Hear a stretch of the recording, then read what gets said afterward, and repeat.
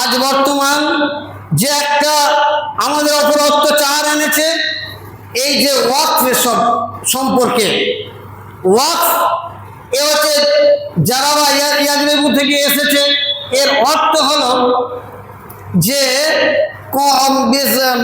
বন্দিত্ব বা স্থির করা, কোনো জিনিসকে থামানো। তো এই ওয়াকফ মাল কোথা থেকে এলো? সামান্য কথা আপনারা সবাই জানেন।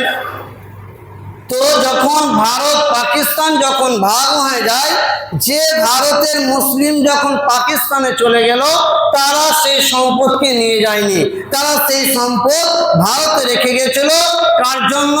আল্লাহর রাস্তায় তারা ওয়াকফ করে গেছিল, তারা আল্লাহ রাস্তায় ফি সাবিলিল্লাহ রাস্তায় দিয়ে গেছিল। তারা কি জন্য দিয়ে গেছিল? তারা এই জন্য দিয়ে গেছিল যে এই মাল থেকে ইয়াতীম, মিসকিন, গরিব, অসহায় তারা এই মাল থেকে ভাগ পাবে, তারা এই মাল থেকে খাবে। এমনকি মেধাবী ছাত্র যারা টাকা পয়সার অভাবে উচ্চ শিক্ষার শিক্ষিত হতে পারছে না, তারা এই টাকায় শিক্ষা গ্রহণ করবে, তারা এই বলে এই মাল ছেড়ে দিয়ে গেছিল। এবার আমাদেরকে জানতে হবে এই মালের যে ওয়াকফ করা যায় আছে কি নেই, এর প্রমাণ তো হাদিস কোরআনে থাকতে হবে।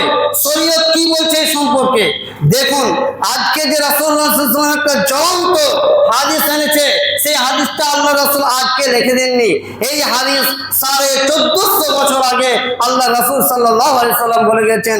যেমন আল্লাহ রাসূল বলছেন, আল ক্বাল আসাবা উমার বিখাইবার আরজান। হযরত ওমর এক যুদ্ধে, খাইবারের যুদ্ধে যে একটা জমি তার ভাগে পেয়েছিল, তো সেই জমিটার ব্যাপারে আল্লাহ রাসূলের কাছে এলেন আতান নবী সাল্লাল্লাহু আলাইহি সাল্লাম। সেই ব্যক্তি হযরত ওমর আল্লাহ রাসূলের কাছে এলেন, এসে বলেন ক্বালা হাব্বাসু আরজান, আমি একটা জমি পেয়েছি। কোথায়?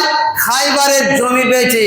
লাম উসিব মালান কাতু আনফাসা মিনহু, আমি যে রকম জমি পেয়েছি আমার জীবনে এরকম জমি কখনো পাইনি।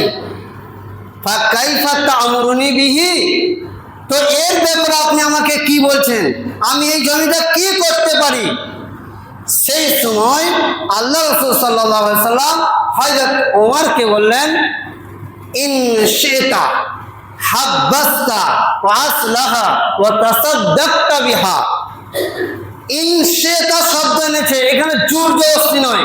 এখানে আল্লাহ রাসূল ইনশেতা বলে হযরত ওমরকে বুঝাইতে চাইলেন যে তুমি যদি ইচ্ছা করো, যদি তুমি চাও, তাহলে তুমি এটা আল্লাহর রাস্তায় ওয়াকফ করতে পারো, ফি সাবিলিল্লাহ রাস্তায় দিতে পারো, এবং এই জমি থেকে যে ফসলগুলো হবে সেই ফসলগুলো এতিম, মিসকিন, গরিব, অসহায়, মেধাবী ছাত্র তাদের জন্য খরচা করা হবে। আজকে বর্তমান আমাদের সরকার আজকে কি বিলটা এনেছে? এই বিলে আমাদের মুসলিম যে কমিটি আছে তার মধ্যে নন মুসলিম কমিটি দুজনকে ঢোকানো হবে।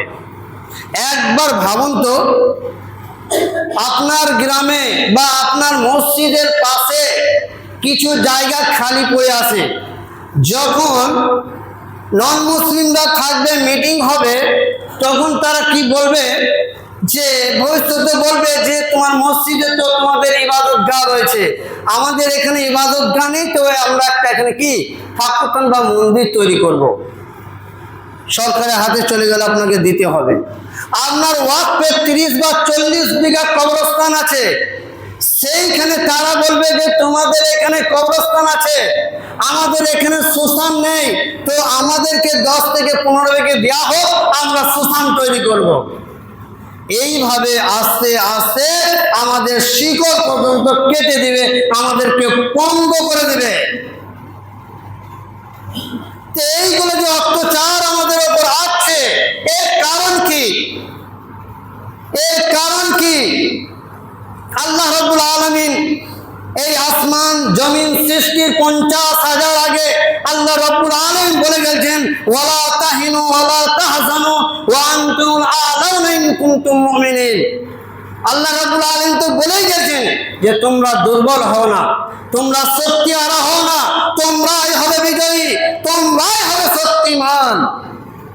তারপর আল্লাহ রাব্বুল আলামিন শর্ত রাখলেন কি, ইন কুনতুম মুমিনিন, যদি তোমরা প্রকৃতভাবে মুমিন হতে পারো। আজ